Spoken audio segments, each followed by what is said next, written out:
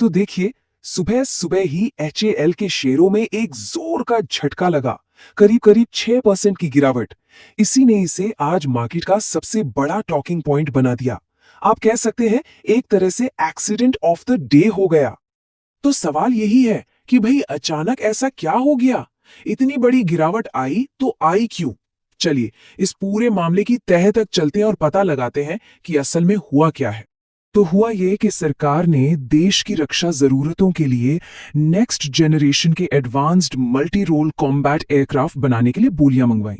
जाहिर है ये देश के लिए एक बहुत बहुत जरूरी प्रोजेक्ट है।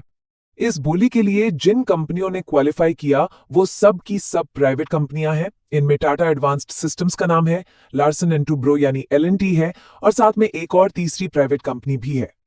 हाँ, आपने बिल्कुल सही सुना, 3 प्राइवेट कंपनियां।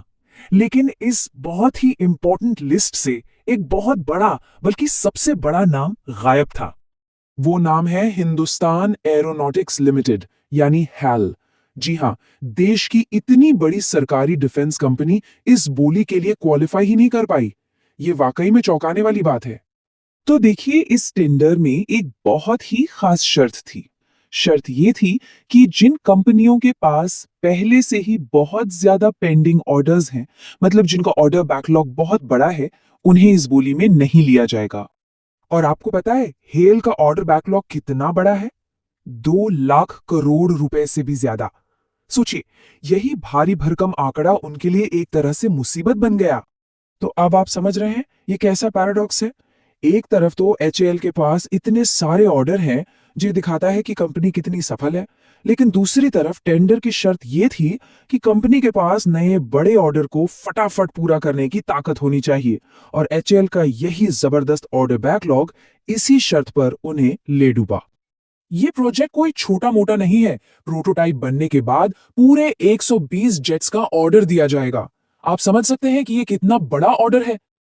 और ये तो बस शुरुआत है। सिर्फ प्रोटोटाइप बनाने का जो शुरुआती कॉन्ट्रैक्ट है वही करीब करीब 15,000 करोड़ रुपए का है। इसी से आप इस प्रोजेक्ट की अहमियत का अंदाजा लगा सकते हैं। तो आगे का रास्ता क्या है? उम्मीद है कि अगले 3 महीनों में फाइनल लिस्ट आ जाएगी कि कौन कौन सी कंपनियां इसमें शामिल है। प्रोटोटाइप बनने के बाद 120 जेट्स का ऑर्डर दिया जाएगा, और ऐसा माना जा रहा है कि 2035 के बाद से इनकी डिलीवरी भी शुरू हो जाएगी।